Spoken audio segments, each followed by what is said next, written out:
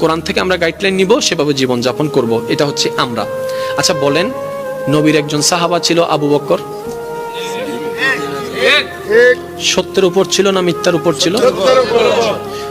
আপনার আমার নবীর উপর কোরআন নাজিল শুরু হয়েছেন তখন নবীজির বয়স মোবারক কত? 40। কত? 40। শেষ হয়েছেন 63-তে, মানে 23টা বছর লেগেছে। একটু খেয়াল করবেন, কমপ্লিট কোরআন নাজিল হতে 23 বছর লেগেছে। কিন্তু এর আগে আবু বকর সিদ্দিক আকবর হয়ে গেছে। এখনো সম্পূর্ণ কোরআন নাজিল হয়, এখনো সম্পূর্ণ কোরআন নাজিল হওয়া শেষ হয়নি। কোন কোরআন? যে কোরআনটা আপনার আমার জন্য গাইডলাইন।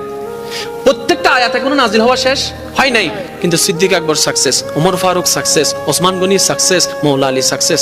এবার আমরা প্রশ্ন করলাম, আমরা তো কোরআনকে দিয়ে সাকসেস হতে চাচ্ছি, কোরআনের সাজেশনের ছায়া তলে ওইটাকে মেনে সাকসেস হতে চাচ্ছি। আপনারা তো তখনই সাকসেস হয়ে গিয়েছেন, তখন কোরআন পরিপূর্ণ আসে নাই, সব হুকুম পরিপূর্ণ আসে।